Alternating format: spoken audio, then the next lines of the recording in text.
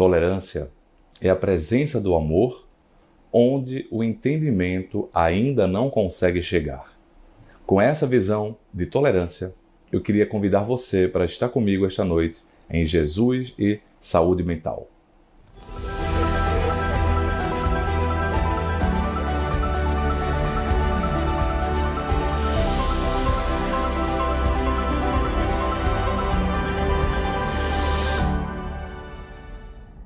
De um certo modo, quando as pessoas escutam a palavra tolerância, elas já têm uma certa aversão à palavra, especialmente se não são religiosas. E a aversão a essa palavra vem muito do fato do mau emprego, do mau uso da tolerância. Porque muitas vezes a tolerância é usada como quase sinônimo de vaidade. Como assim, Léo? Na ideia de que aquele que é mais evoluído, ou seja, melhor, pode usar a tolerância para lidar com as perturbações dos menos evoluídos, dos menores.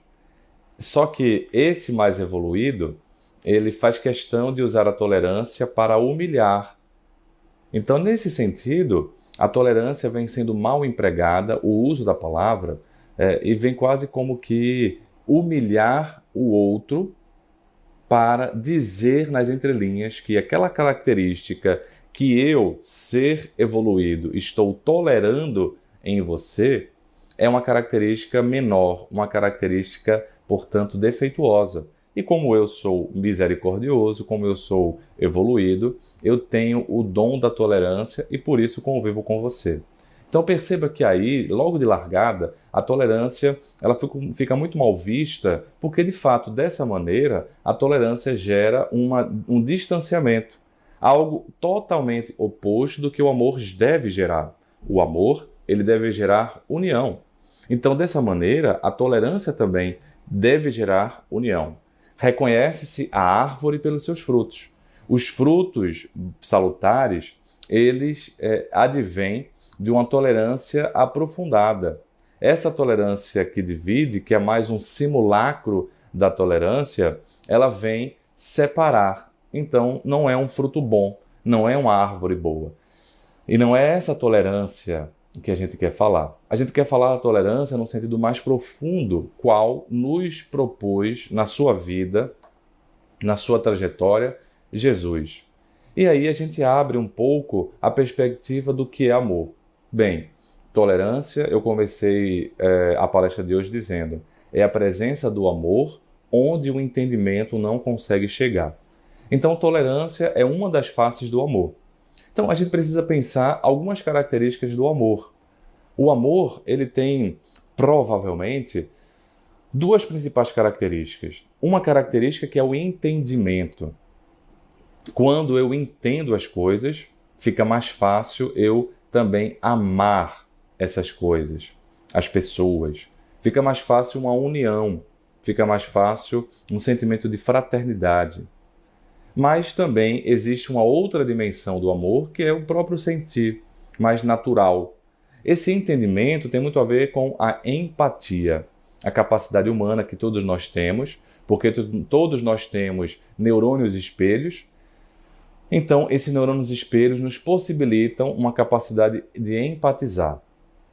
No saudável, no indivíduo saudável, essa empatia ela vem harmonicamente construída entre um braço que é a empatia cognitiva, a empatia do entendimento, e a empatia afetiva, a empatia do sentir. Quando eu entendo o outro, eu automaticamente começo a sentir mais o outro. Quando eu passo por experiências do outro, né, que outros já passaram, fica mais fácil poder entender. Então vamos dar alguns exemplos para ficar mais fácil o que eu estou querendo dizer. Imagine profissionais da área de saúde quando estão na faculdade de medicina, de enfermagem, quando estão fazendo os cursos técnicos de enfermagem, terapia ocupacional, fisioterapia, psicologia. Todos eles não necessariamente precisam passar por todos os problemas de saúde que eles irão atender. Porque imagina se um médico psiquiatra, vamos colocar o meu exemplo, precisasse passar pela esquizofrenia para poder entender como uma pessoa com esquizofrenia se sente e aí poder atender. Imagine que todo médico geriatra ele tivesse que ser idoso para poder entender totalmente o que é ser idoso. Então imagine que todo médico ginecologista tivesse que ser do gênero feminino. Então, nesse sentido, se a empatia não tivesse algo de treinável, não fosse também uma habilidade do entendimento, a gente não poderia fazer algo que não tivesse literalmente com as minhas características.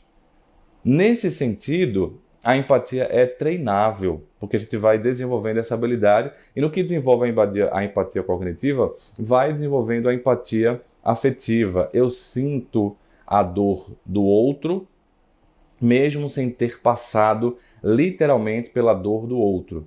Eu sinto a dor da depressão do outro que atendo, mesmo sem ter passado ainda por um episódio depressivo. Mas eu estou tanto em contato, treinei tanto a minha cabeça, a minha visão para entender essa situação, que eu consigo sentir, consigo entender, numa medida que também não fique encharcado pela dor e me paralise. Então, a empatia, ela acaba gerando essa base de entendimento mais racional, cognitivo e o entendimento também emocional. Não é à toa que, quando eu passo pela experiência, o entendimento é maior.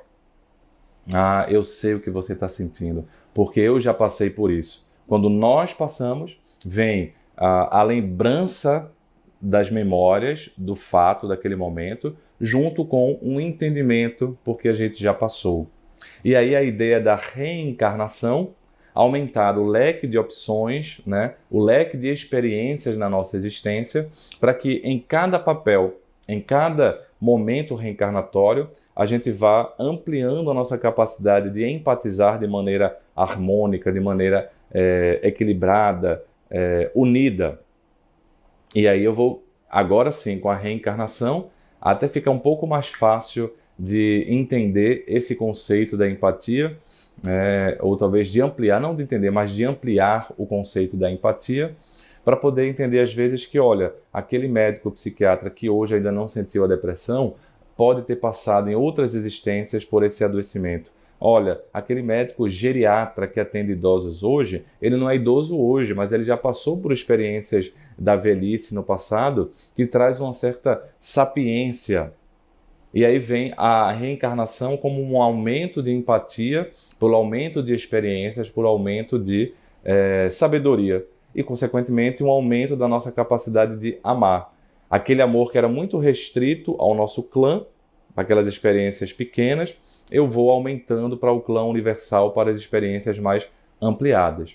Mas, fora isso, existe um amor mais de sentir, um amor mais natural, um amor, digamos, mais que brota, que transborda de nós.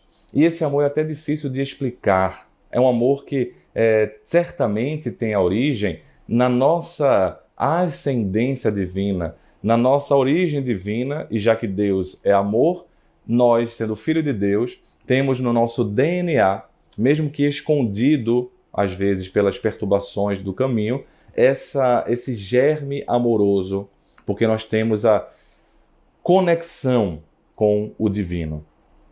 Talvez seja aí a nossa origem amorosa, e esse amor que transborda, né? Esse amor que transcende a nossa própria perturbação e a nossa própria limitação. Nesse sentido, o amor tem essas duas faces, o entendimento, mas um ponto que vai para além do entendimento. E talvez seja por isso que as pessoas me perguntam: ô Léo, mas ter empatia totalmente é impossível. E totalmente. Eu entender exatamente o que você que está me assistindo passa, eu não tenho como. Porque por mais que eu tenha treinado a minha habilidade empática, e por mais que eu tenha passado por alguma experiência dolorosa, a minha experiência dolorosa é a minha experiência dolorosa. Não é a sua experiência dolorosa. Cada um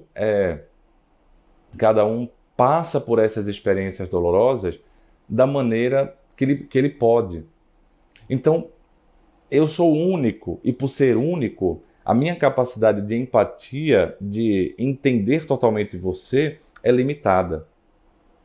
Então, se eu for fazer tudo na minha vida apenas por causa do entendimento, da razão, eu vou ser limitado. E aí é onde entra a possibilidade da transcendência do amor. A gente começa a adentrar no conceito que eu trouxe logo no início, que eu quis trazer logo no início de tolerância. Mas vamos aprofundar? Vamos abrir o Livro dos Espíritos na questão 886, quando Allan Kardec questiona qual seria a mais profunda acepção da palavra caridade dentro da perspectiva, né, do olhar de Jesus. E aí a gente precisa fazer primeiro algumas reflexões. Caridade ou amor? Quando você pega traduções da Bíblia, por exemplo, da Epístola de Paulo aos Coríntios, às vezes você vê ali, se eu falasse a língua dos anjos, mas não tivesse caridade. Se eu falasse a língua de todos os homens, mas não tivesse o amor. Porque, ao que parece, a palavra amor e caridade tem uma possibilidade de serem intercambiadas. A gente costuma dizer, na doutrina espírita, nesse sentido, que o amor, né, é, digamos, a fagulha, a energia, e a caridade é a ação. Então, a caridade é o amor em ação. A caridade é essa outra faceta da atitude. Então, o amor teria, agora, uma faceta do entendimento, que tem tudo a ver com a empatia, mas isso tem algum limite, por mais empático que a pessoa seja e, portanto, mais tendendo à amorosidade que ela seja, ela tem um limite, e esse limite precisa de algo mais transcendente, que é o amor na sua essência mais divina, no sentir, na emoção, né? Algo que não é tão racional. E aí nós temos uma outra característica do amor, que é a ação, entendendo, sentindo o outro, sentindo algo que me conecta ao divino, eu sou compelido pelo amor para agir de forma caridosa, a fazer algo de bom. Mas a própria palavra caridade, às vezes, não é benquista. Por quê? Porque muitas vezes nós usamos esses conceitos, essas palavras, a serviço da nossa vaidade. Como se eu fizesse a caridade porque eu sou maior do que aquele que está recebendo. Maior ou melhor, sabe? E fazemos uma caridade que humilha, ao invés de levantar. Óbvio que a pessoa que recebe também precisa ter humildade de saber receber, mas às vezes também a postura. Então é nesse sentido mais profundo, que não é humilhação, mas sim um reflexo do amor em ação, que a caridade se representa e se apresenta. Mostrando que essa fala tem muito a ver com compaixão. Compaixão também é um amor em ação, mas a compaixão tem a ver com algum erro, certo? Alguma coisa de equivocado do outro, mas vai além. Porque o que tem a ver exatamente com o erro leva para as esferas, por exemplo, do perdão, as esferas da indulgência. A compaixão pode estar vinculada aí, mas essencialmente a compaixão vai para a esfera do sofrimento. Eu sinto compaixão pelo outro quando o outro está sofrendo, e meu amor é levado a agir compassivamente, uma ação caridosa, portanto, que não tem a ver com superioridade, tem a ver com uma certa humanidade compartilhada, igualar-se, no sentido de, às vezes, até se igualar na altura para poder ajudar o outro. E aí a compaixão se diferencia do perdão, porque o perdão exige um erro. A compaixão, ela não tem um erro. Eu sou compassivo pelo sofrimento do outro. E compaixão também não é necessariamente igual a amor, porque eu posso ser amoroso mesmo que o outro não esteja sofrendo. Eu sou amoroso pela alegria do outro, pelo outro como um todo. Então veja que são uma série de conceitos correlatos que derivam, mas que têm as suas diferenciações. Então, nesse sentido, compaixão é também um braço do amor, mas um braço do amor que age, portanto, amor e ação, amor e caridade, mas não necessariamente por um erro, por uma falta, e sim por um sofrimento, que pode ser um sofrimento qualquer, por uma perda, por um luto. Eu sou então um amoroso pelo sofrimento que o outro está sentindo. Então, nessa perspectiva, a gente vai na pergunta 886 do Livro dos Espíritos e vê a resposta. O que é que eles dizem? O amor, caridade, se constituem em benevolência para com todos, indulgência para com as faltas alheias e perdão das ofensas. Então, BIP, é um BIP. E eu acho esse conceito bastante abrangente sobre o que é amor, sobre o que é caridade, porque ele já introduz, se é amor ou caridade, já introduz essa ideia da ação. Essa ideia do entendimento e da transcendência a gente pega em outras áreas do Livro dos Espíritos ou também estudando filosoficamente esses temas. Agora vamos ver as características, os desdobramentos.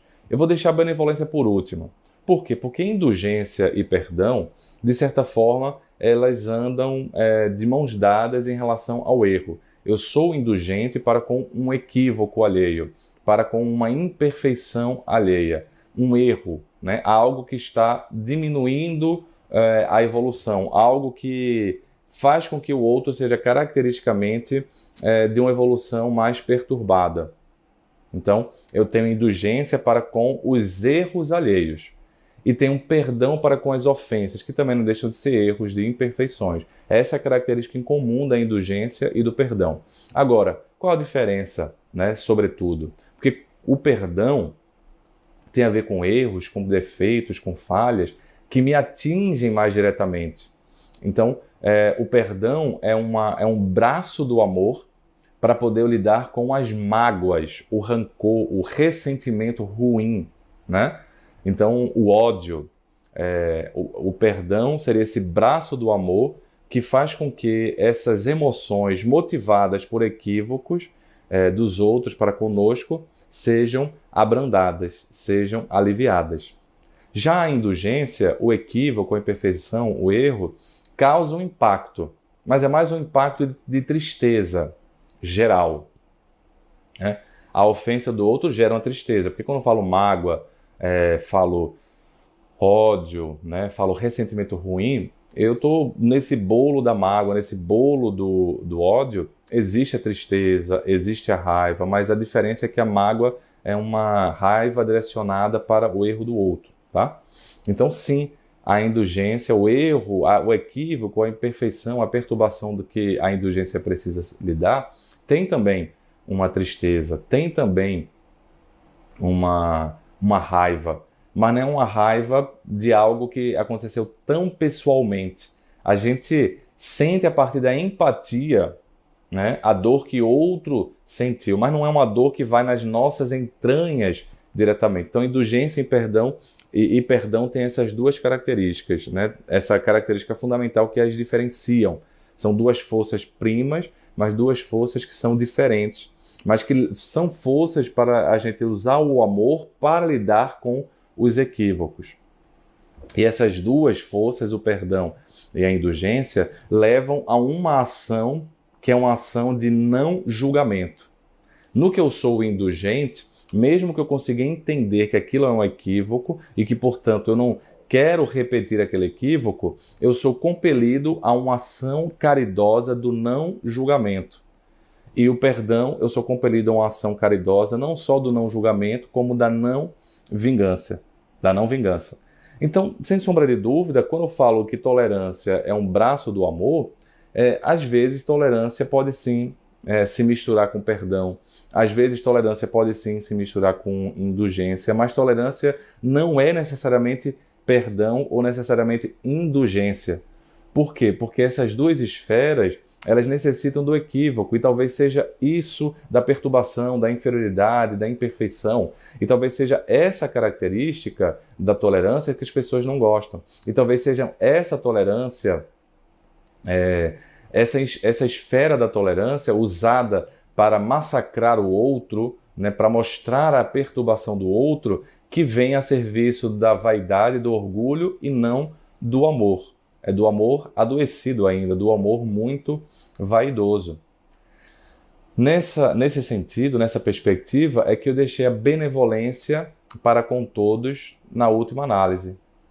Benevolência para com todos. É uma esfera ampliada, né? Eu quero o bem de todos. Então veja que não necessita aí uma análise de erros, de equívocos, de perfeição, de imperfeição. Independente dessas características, eu quero o bem. Eu ajo no bem. Então essa benevolência para com todos, que não faz julgamentos, nem que sejam julgamentos de senso crítico, né? Porque tem aquele julgamento de condenação, de ficar falando, mas tem aquele julgamento de senso crítico. Olha, eu julgo, meu senso crítico discerne esse sabor que é uma característica que eu não quero repetir em mim. Então é um julgamento natural, um julgamento normal, um julgamento até necessário para que a gente não incorra nos mesmos equívocos que a gente não gosta e que a gente entende que é ruim para a vida. Mas o julgamento que eu estou colocando aí anteriormente é o julgamento que massacra o outro. Mas a benevolência, ela até transcende a necessidade desse julgamento clínico, digamos assim, desse diagnóstico clínico, né? desse bom senso para poder discernir as coisas. Porque a benevolência é para com todos. O bem para com todos. É esse braço do amor que eu queria levantar a palavra tolerância. É nesse sentido que a tolerância é um braço do amor onde o entendimento não consegue chegar ainda. Ou talvez nem precise chegar ainda. Quando eu for mais evoluído, né, um espírito puro, aí talvez os conceitos modifiquem. E talvez todas essas diferenciações entre perdão, benevolência, indulgência, compaixão, caridade, sabe, empatia, todas essas diferenciações, elas ficarão muito simplórias, porque tudo talvez se resuma no amor agápico, no amor divino, né? Mas esse amor agápico a gente não entende, né? A gente não tem a capacidade de sentir totalmente. Então a gente precisa entender, digamos assim, os fracionamentos do amor, os derivados do amor para uma característica, para outra. Então é possível que o mais próximo do amor que transcende, né, seja esse amor sentir, esse amor fazer bem, desejar bem, querer bem, né? Esse amor que é benevolente, independente.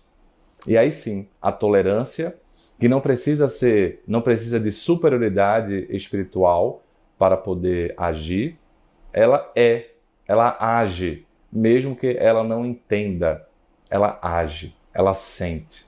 E eu queria fazer esse convite de tolerância, porque é esse convite de tolerância que eu acho necessária, fundamental, né? E esse convite de tolerância que eu particularmente aprendo em Jesus. E é esse convite de tolerância que necessitamos também do ponto de vista terapêutico, pessoal, porque todos esses conceitos eu estou falando para o próximo, amar o outro, mas também há o amar a si mesmo, a empatia em relação à questão dos outros, mas eu também preciso ter empatia para comigo. O perdão para os defeitos alheios, mas eu também preciso de auto-perdão. Indulgência para com as faltas alheias, né? Os equívocos alheios. Mas eu também preciso de indulgência, porque às vezes eu tenho um equívoco, uma perturbação que não causou mal a ninguém, que não necessita de um perdão, mas precisa de uma indulgência pessoal. A compaixão para o sofrimento do outro, eu também preciso de uma compaixão para o meu sofrimento, porque às vezes não é um sofrimento de erro, é um sofrimento de luto, por exemplo. E eu sinto porque sinto, né? Porque eu sou humano. Então todas essas esferas que eu estou colocando aqui para o outro, na convivência interrelacional, eu necessito para uma convivência intrapessoal. Aliás, elas são necessárias para que essa convivência interpessoal exija. Às vezes, esse excesso de julgamento de condenação, julgamento que condena o outro, essa falta de perdão, essa falta de indulgência, essa falta de benevolência, essa falta de amor, essa falta de empatia, essa falta de compaixão, é na realidade uma coisa que eu não tenho para comigo. Aí me escondo julgando o outro. Me escondo culpabilizando o outro. Me escondo de mim mesmo numa falsa evolução. Porque a evolução, o pré-requisito da evolução é o quê? Uma humildade. E uma humildade entende que, olha, mesmo que eu não tenha força, capacidade para admitir e ver em mim esses problemas tão graves, eu desejo, eu tenho humildade para entender que eu tenho limites, tenho limitações. Então a evolução, quem é evoluído de fato, acaba não entrando nesses equívocos comportamentais tão severos, tão rígidos, porque ele já absorveu isso para ele próprio. Então, às vezes, sim, toda essa gama de pontos, muito severos para com o outro, fala de um esconderijo emocional. Ô, Léo, mas tem um conceito do Karl Popper, O Karl Popper, um dos teóricos mais modernos, importantes para a ciência, para a epistemologia, para o conceito de construção do conhecimento. Ele, vendo ali os horrores da Segunda Guerra, ele vai trazer o paradoxo da tolerância. E vai dizer que o paradoxo da tolerância é o seguinte: um intolerante sobreviver e governar por causa da tolerância dos tolerantes. Então, excessivamente tolerantes, nós deixamos, às vezes, tiranos nos conduzirem nossos passos e fazem as tiranias matando os tolerantes. E o que reina é o quê? A intolerância. É um paradoxo fundamental da gente poder pensar assim, porque nos fala do limite. Tudo tem um limite. A vida tem um limite. Deus nos dá um limite. O que a gente deve talvez entender é que na vida relacional, sem ser essas questões tão hediondas, a gente não precisa ser tão caça às bruxas assim, sabe? Ficar caçando o erro de todo mundo a título de não deixar o intolerante vencer. Óbvio que a gente vai precisar sim dos momentos de energia, de ativação, como Jesus em alguns momentos nos demonstra, o exemplo ali dos vendilhões do templo, não sei se foi daquela forma, mas certamente ele foi incisivo, mostrou ali o limite. Às vezes o limite é o silêncio, às vezes a não adesão ao comportamento coletivo já é o limite que a gente está dando, mostrando assim para a sociedade: olha, a gente não precisa de tudo isso para viver. Então a gente precisa sim de algumas intolerâncias que são as nossas ações amorosas firmes. É o não que o pai precisa dar para o filho. É o limite que a gente precisa dar. Mas, a título de ficar dando limites, que a gente, para não cair no paradoxo da tolerância, que a gente não sustente a nossa intolerância só para não cair nesse paradoxo. Sim, vamos ter sempre a cautela, equilíbrio, uma virtude que Kardec coloca, que a psicologia positiva chama atenção, que os filósofos chamavam atenção, que é a temperança. O tempero, a medida certa. Nesse tempero, e o amor é um tempero fundamental, a gente vai encontrando certamente o equilíbrio na vida interrelacional e intrarrelacional. Nesse sentido, eu queria ler um pouco, só de algumas passagens do livro Jesus e Atualidade, da Joana de Ângeles, em que ele fala do livro Jesus e Tolerância. Essas reflexões elas não estão aqui necessariamente, tá? Essas reflexões são reflexões que eu venho construindo ao longo dos estudos que faço da doutrina espírita, e aqui eu estou trazendo um resumo de reflexões pessoais embasadas na doutrina espírita e em Jesus. Mas esse aspecto da tolerância com o outro, tolerância pessoal, acho muito interessante o Joana de Anjos coloca assim: julgando as ações que considera incorretas no seu próximo, o indivíduo realiza um fenômeno de projeção da sua sombra, em forma de autojustificação, que não consegue libertá-lo do impositivo das suas próprias mazelas. O mestre estabeleceu a formosa imagem do homem que tem uma trave dificultando-lhe a visão e, no entanto, vê o cisco no olho do seu próximo. E complementa, vai dizer o seguinte antes: a tolerância, em razão disso, a todos se impõe como terapia pessoal e fraternal.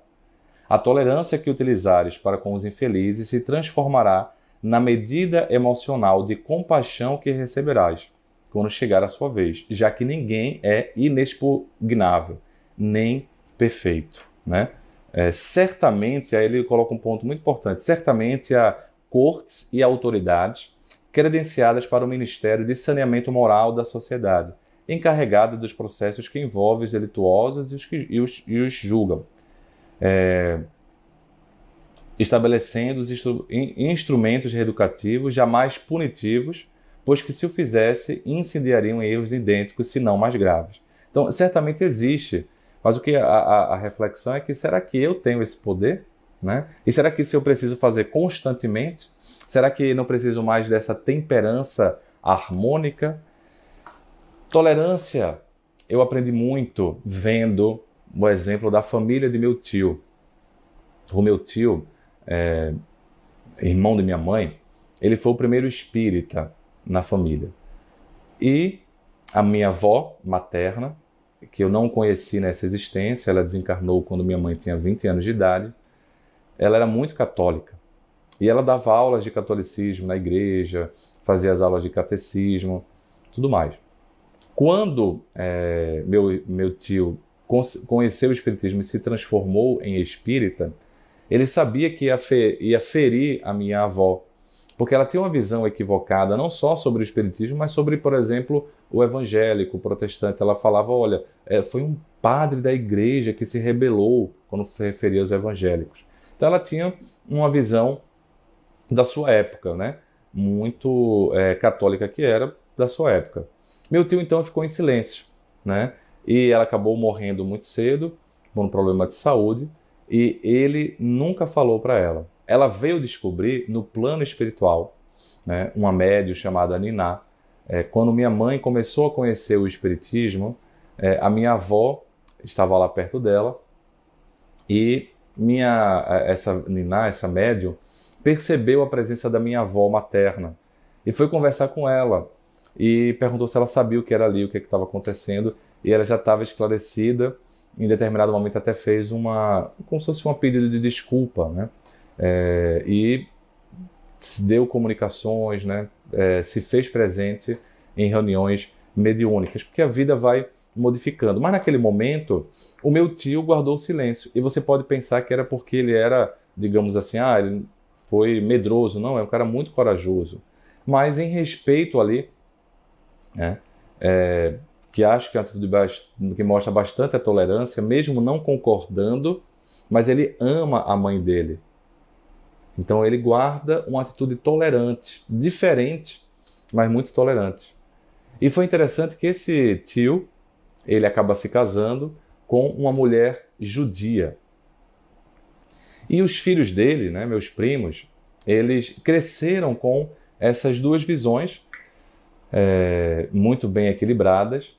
E me chamou a atenção, muitos anos depois, quando a minha tia, né, a esposa dele, estava na casa de minha mãe e estava falando sobre quase tudo do centro espírita, conhecia tudo, porque ele, presidente de um centro espírita há anos, né, que tem um trabalho social muito bonito na cidade de Manaus, especialmente nas periferias, a minha tia se envolvia, inclusive para conseguir angariar recursos para manter as obras sociais. Então ela sabia de tudo. E em determinado momento, meu tio fez um CD com visualizações terapêuticas, ajudava as pessoas que compravam e a renda se revertia para a obra social.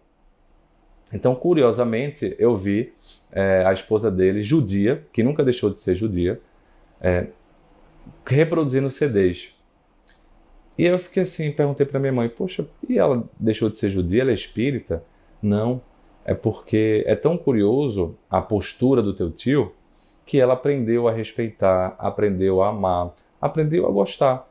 E muitas vezes meu tio vai nas sinagogas, né, não participa necessariamente da cerimônia, mas os rabinos, sabendo depois da postura dele e tudo, às vezes pedem para ele comentar a Torá, né, o Velho Testamento, ele faz algum comentário geral. Então esse clima de fraternidade, de tolerância, de amor, em que nenhum abandonou a sua posição de entendimento, cada um continuou com o seu entendimento, né?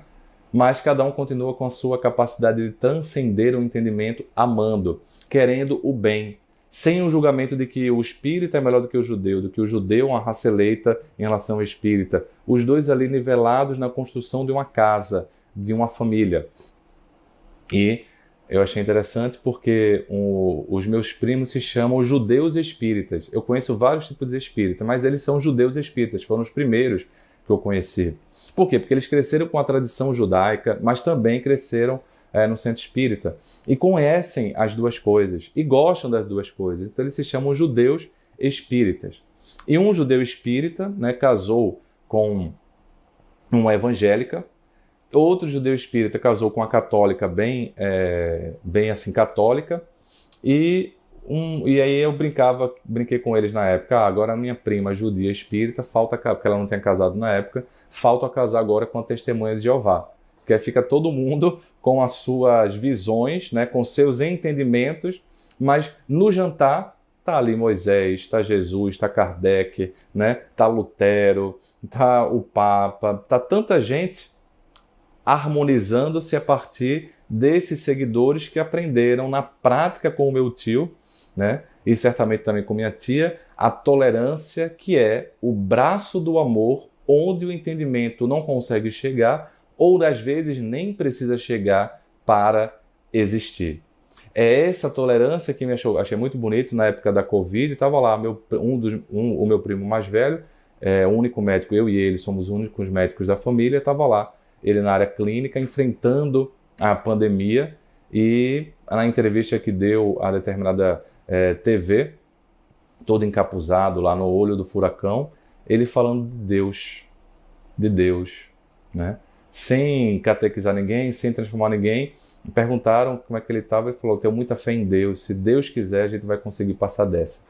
Deus, porque Deus estava na vida dele sobre várias bandeiras, mas sobretudo na bandeira do amor. A tolerância, na minha visão, é esse bem-querer, é esse bem-fazer, é esse bem-desejar para todos, que não precisa de um entendimento, de um julgamento, portanto, mas que ama porque transcende. A tolerância é o braço do amor, onde o entendimento ainda não chegou e talvez nem precise chegar para poder existir o amor e a tolerância. Muita paz. Sejamos um pouco mais tolerantes nesse sentido para conosco e para com os outros.